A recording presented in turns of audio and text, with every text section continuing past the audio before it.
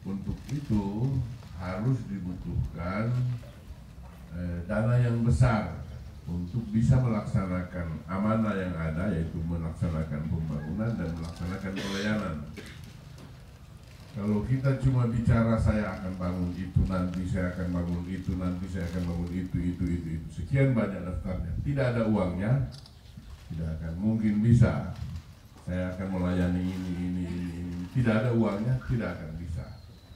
Jadi sama dengan rumah tangga baru, ada kepala rumah tangganya, ada istri, ada anak, ada pembantu, ada orang-orang yang tinggal. Dia bilang, oh nanti saya sudah jadi kepala rumah tangga, nanti saya bangun rumah, saya beli motor, saya mau beli sawah, saya mau beli kelapa, saya mau beli ini. Itu rencana kalau ada uangnya. Kalau tidak ada uangnya tidak bisa terjadi. Kebetulan di pemerintah juga seperti itu. Dari mana uangnya? Ada namanya itu APBD, Anggaran Pendapatan Belanja Daerah. Itu dibelanjakan untuk pembangunan, dibelanjakan untuk pelayanan, dan belanjakan untuk yang lain-lain. Kalau kita belanja untuk pembangunan banyak sekali. Misalnya mau bikin jalan dari Luk sampai ke Toi di sini itu 100, yang baru kita bikin itu 104 kilo. 104 kilo. 1 kilometer jalan itu biayanya 3 miliar. Jadi kalau 104 dikali 3 miliar itu jumlahnya 312 miliar. Kalau cuma disebutkan itu gampang, kalau beli ikan malalugis putih semua ini jarang begitu. Ambon yang malalugis kan banyak sekali uangnya itu. Belum lagi kalau kita bangun sekolah, kita bangun rumah sakit, kita bangun pengairan, kita beli pupuk, kita beli segala macam. Ratusan triliunan itu uang yang harus kita buang untuk masalah pembangunan. Waktu saya jadi bupati, anggaran untuk tahun 2011 itu sekitar 800 miliar. Tapi karena saya dilantik itu pertengahan, yaitu pada tanggal 8 Juni tahun 2011, maka sebagian uang itu sudah diluncurkan. Yang ada itu tidak lebih dari 200 yang belum diluncurkan. Saya kasih naik di tahun 2012. Tahun 2013 saya kasih naik lagi mencapai 1 triliun. 2014 1 triliun 150.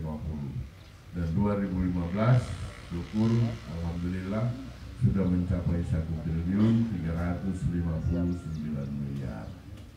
Satu jumlah yang cukup besar, yang tertinggi di seluruh kabupaten kota yang ada di Provinsi Sulawesi Tengah. Tentu petani tanya, uang 1 triliun lebih, 1 triliun 350 itu banyak sekali. Ya memang banyak. Kalau dibandingkan dengan kabupaten lain, kabupaten yang ada di tetangga kita, Kabupaten Banggai saja, ada mereka tidak perlu disebutkan, ada yang tidak sampai 500. Jadi gabung dorong 3 baru sama dengan kita orang kan. Ada yang tidak sampai 500. Jadi banyak sekali Pak Bupati, ya banyak sekali. Untuk apa saja itu? Bangun macam-macam. Bagaimana dengan nasibnya kita para petani? Oh, Bapak tidak bangun sawah, Bapak tidak kasihkan tanah, Bapak tidak kasihkan pupuk, air dan sebagainya. Itu yang menjadi problem di pertanian. Kalau kita bicara problem di pertanian, itu paling tidak ada 4 problem menonjol ya. Yang pertama, pertanian itu kalau orang ingin bertani harus punya lahan. Kalau tidak punya lahan ya bukan petani, namanya penggarap. Sama dengan petani di Jawa. Dia bertani tapi bukan miliknya sawah itu. Itu adalah milik para petani berdasi yang ada di kota. Kalau di sini kan petani menggarap, sawahnya juga punya dia. Selain dia menggarap, sawah juga punya dia. Kalau di Jawa tidak begitu. Mungkin saja di Bali juga sudah begitu. Pemilik lahan tinggal di kota, petani penggarap yang berlumuran lumpur. karena tidak ada lahan. Problemnya karena susah memperoleh lahan. Lahan sudah dijual, sudah dibeli oleh orang yang punya modal, oleh orang yang punya duit. Oleh sebab itu, waktu saya jadi bupati, salah satu prinsip yang saya tidak mau langgar itu adalah bagaimana agar supaya saya tidak memberikan kepada siapapun juga yang ingin menguasai tanah, apakah dalam bentuk minta izin tertulis secara formal ataupun dalam bentuk lain penjualan dan sebagainya. Karena kalau saya kasih berarti lahan kita semakin berkurang. Lahan kan semakin hari semakin berkurang, bukan semakin bertambah.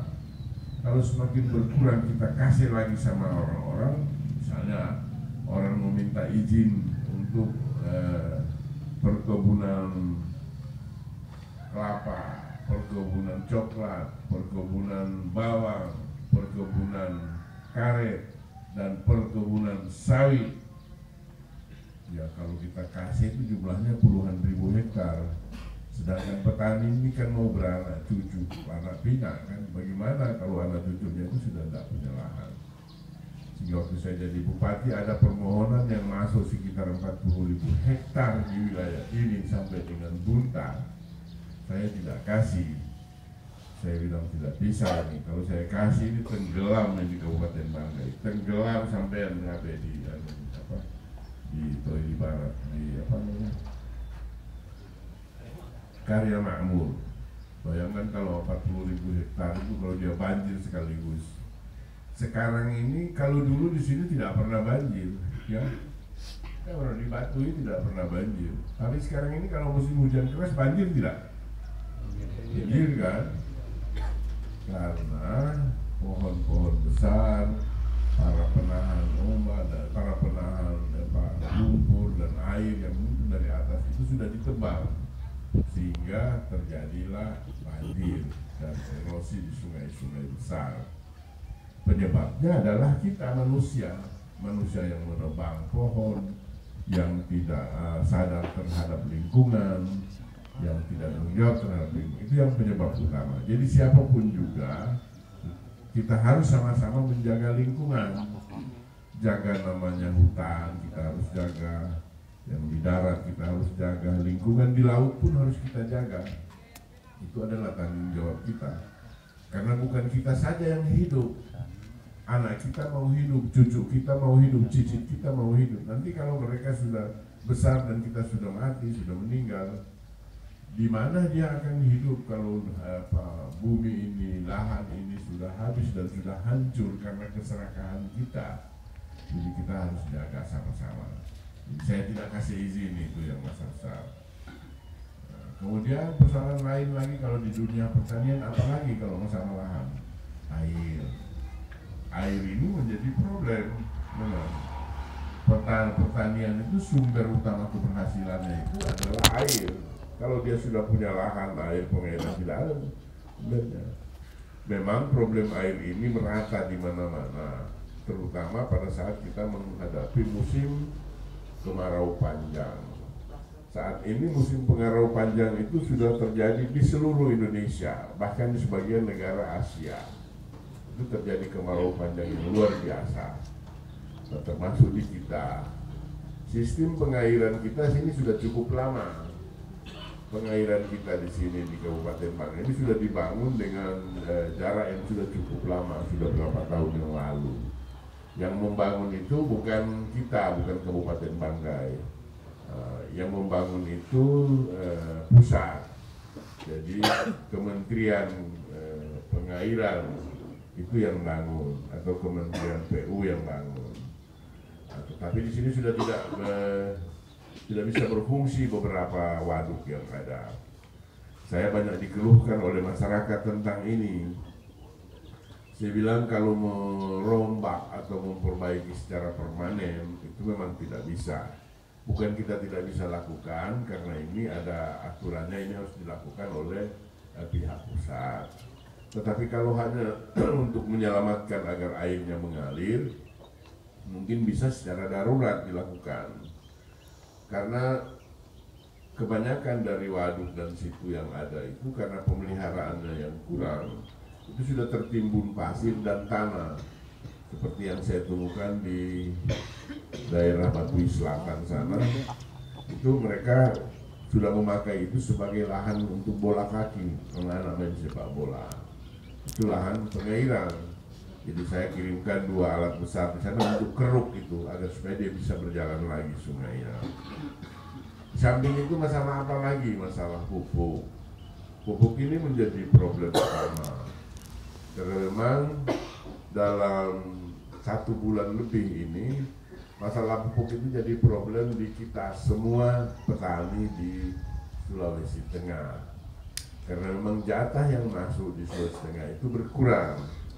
Nah, berkurang di Sulawesi Tengah, ya kita juga di Kabupaten Banggai berkurang jatahnya. Belum lagi di Tengarai atau di Duga Keras ada permainan pupuk dalam pendistribusiannya, terutama pada mereka yang melakukan itu untuk kepentingan perkebunannya, perkebunan perusahaan. Nah, itu yang saya sudah minta kepada Kepala Dinas Pertanian untuk ditelusuri kebenarannya. Bila itu benar, ada penumpukan pupuk dan digunakan untuk perorangan atau perkebunan besar, tidak didistribusikan pada petani, laporkan kepada polisi. Jadi minggu yang lalu proses itu sudah mulai berjalan. Kepala Dinas Pertanian sudah mulai berjalan. Kemudian langkah kedua, saya sudah mengirim surat juga kepada provinsi untuk meminta tambahan pupuk sebanyak, kalau mereka bisa izinkan atau kalau mereka bisa restui itu sebanyak 2.000 ton pupuk. Saat ini Pak Kepala Dinas Pertanian Pak Haris Hakim sementara berada di Palu. Sudah 2 hari dia berada di Palu untuk mengurus itu. Yang mudah-mudahan berhasil, Langkah yang ketiga, kita dalam menyusun anggaran untuk tahun 2016 yang keputusannya akan diambil dalam beberapa hari ke depan. Saya sudah memasukkan itu dengan anggaran subsidi yang cukup besar, sekitar 15 miliar kita rencanakan untuk dimasukkan untuk subsidi pupuk. Sehingga kalau kita bayar di Palu sana, bawa di sini, beban harga itu sudah semakin ringan, harga pupuk. Selain pupuk, masalah apa lagi? Masalah bibit. Masalah apa lagi? Masalahnya banyak sekali. Lahan, pupuk, bibit, dan sebagainya. Tapi yang tidak kalah pentingnya adalah masalah yang kaitannya dengan infrastruktur, di mana para petani yang sesudah panen mereka harus menyewa tukang panggul yang harus memanggul sampai ke jalan di mana di situ ada mobil. Dan memang itu jalan usaha tani yang sementara kita genjot terus menerus, tapi seingat saya itu sudah cukup banyak kita bangun, sudah cukup banyak. Meskipun mungkin juga belum seluruhnya, masih banyak yang mengeluhkan tentang jalan usaha tani yang belum masuk, tapi yang setahu saya sudah cukup banyak. Mungkin kalau cuma 20, 30 sudah lebih jalan usaha tani. Barangkali sudah sampai mencapai lebih dari 50 jalan usaha tani yang sudah kita bangun selama 3 tahun terakhir ini. Itu problem-problem yang ada di dunia pertanian. Kemudian di dunia perkebunan lainnya, ada perkebunan coklat, ada perkebunan kelapa dalam, ada perkebunan kelapa sawit, dan ada perkebunan-perkebunan lainnya. Di bidang perkebunan ini memang apa yang diterapkan oleh 2 perusahaan ini sesungguhnya kita berharap dari sisi pemerintah berharap agar supaya bisa memberikan keuntungan kepada masyarakat. Siapapun berusaha di daerah ini saya kira kita harus bisa terima. Tetapi usaha itu harus juga bisa memberikan kesejahteraan pada masyarakat, kesejahteraan para petani tentunya, berusaha. Kalau itu bisa dan bisa berlangsung, saya kira ya kita juga harus terima. Tetapi kalau kemudian sebaliknya, misalnya hanya menunda keberhasilannya atau kesejahteraannya, atau bahkan petani lebih menderita, ya kita harus mencari langkah yang lain. Jika itu terjadi harus ada langkah-langkah lain sebagai langkah cadangan. Nah, seperti apa langkah yang lain? Karena yang ada sama kita ini memang harga tidak kompetitif. Apa itu kompetitif? Tidak bersaing. Harga itu tidak bersaing karena memang yang berusaha itu cuma satu atau cuma dua. Tapi coba kalau 3 atau 4, jadi bersaing harganya. Misalnya pabriknya ada 3 atau ada 4, sehingga harga itu bisa bersaing. Para petani plasma itu bisa bersaing dengan harga yang ada. Itu bagian-bagian dari strategi. Jadi meskipun saya tidak memberikan izin lahan, tetapi kalau ada izin kalau ada orang ingin membuat pabrik, katakanlah pabrik ukuran mini, bisa, kenapa tidak? Sepanjang tujuannya untuk agar supaya terjadi atau tercipta kompetisi harga, persaingan harga. Harga yang bersaing itu akan menguntungkan. Apabila harga itu bersaing, teorinya begitu, akan menguntungkan petani atau menguntungkan para pemilik atau penguasa bahan baku. Jadi penguasa bahan baku itu misalnya begini, dia punya kelapa, kalau dia bawa ke situ harganya sudah segitu, 100 rupiah katakanlah. Dia tidak bisa menolak dengan harga itu, karena kalau tidak dibeli ya busuk, ya kan? Tetapi kalau ada 2, 3 atau 4, dia bisa tahu kalau sana terlalu murah dia ambil ke yang lain, ini bisa lebih mahal. Itu namanya kompetisi. Itu namanya kompetisi sehat, bukan untuk menjelekkan orang lain, tapi berkompetisi secara sehat. Itu yang namanya menciptakan dunia pasar yang sehat. Tetapi kalau kita hanya memberikan ini satu saja yang hidup supaya tidak ada saingannya, yang pasti harga ditekan. Itu yang namanya monopolistik. Jadi monopoli. Kecenderungan orang-orang yang memiliki modal besar memang ingin monopolistik, ingin menguasai. Itu kecenderungan orang yang memiliki modal besar. Tapi itu bisa terjadi, bisa mengangkat sebuah perekonomian, tapi tidak untuk yang di bawah, karena tidak ada kompetisi. Tapi kalau ada kompetisi, itu bisa tercipta bersama-sama, jadi naik bersama-sama. Itu yang namanya kompetisi pasar. Bapak-bapak, ibu-ibu, saudara-saudara yang saya hormati, jika keinginan untuk menciptakan kompetisi-kompetisi ini bisa terjadi, itu sangat bagus di dunia pertanian. Itu soal pembangunan. Selain soal pembangunan, soal apa lagi? Soal pelayanan masyarakat atau pelayanan publik. Apa itu pelayanan masyarakat? Bagaimana dengan kesehatan? Bagaimana dengan KTP? Bagaimana dengan akte perkawinan, akte kelahiran? Kalau di Toili kemarin sudah ada sosialisasinya, kemarin jam 10 pagi sudah ada sosialisasi. Karena kita sudah 2 minggu ini membentuk itu untuk mereka melakukan pelayanan satu atap. Dan mereka lebih dulu akan datang mengunjungi rumah-rumah. Jadi nanti kalau jangan kaget pada beberapa hari ke depan, 1 minggu, 2 minggu ke depan akan ada orang-orang datang ke rumah untuk menanyakan tentang alamat, tentang tanggal kelahiran. Itu maksudnya untuk pelayanan satu atap langsung. Mereka mungkin akan menetap, yang namanya menetap di desa 1 hari atau 2 hari. Kalau orangnya ada ke kebun, dia tunggu, dia menetap 1 hari dulu. Sudah bawa dengan fotonya dan sebagainya. Itu KTP. Jadi KTP, akte kelahiran, akte perkawinan, kemudian juga BPJS. BPJS itu asuransi kesehatan. Jadi kalau kita hidup itu perlu asuransi. Apa gunanya asuransi itu? Asuransi itu kalau kita lagi kondisi sehat kita anggap tidak ada gunanya itu asuransi itu. Tapi kalau kita sudah dalam kondisi sakit, sudah terbaring di tempat tidur, itu akan terasa betul manfaat dari sebuah asuransi. Makanya pemerintah daerah mulai menghitung satu persatu. Kalau tahun yang lalu sebelum berlaku BPJS, kita menggelontorkan uang sebanyak kurang lebih 12 miliar melalui Jamkes dan jaminan asuransi kesehatan daerah. Nah, tahun ini setelah berubah undang-undang, kita harus buat baru lagi menyesuaikan dengan BPJS.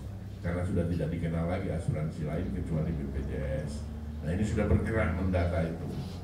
Jadi kalau ada yang didata, yang datang itu mendatakan kesehatan dengan KTP, itulah gunanya untuk perlindungan kepada masyarakat. Saya kira itu yang bisa saya sampaikan. Saya juga ini akan melanjutkan perjalanan lagi. Jadi saya bilang tadi 10 menit, tapi saya bicara tadi setengah jam. Saya mohon maaf itu atas kelamaannya saya bicara. Tapi saya ingin dengarkan suara-suara dari saudara-saudara, dari petani, dari KUPT. Suara apa saja silahkan disuarakan. Ada yang bertanya, ada yang mengeluh, ada yang keras, ada yang lembut. Silahkan disampaikan supaya bisa disampaikan secara langsung kepada saya.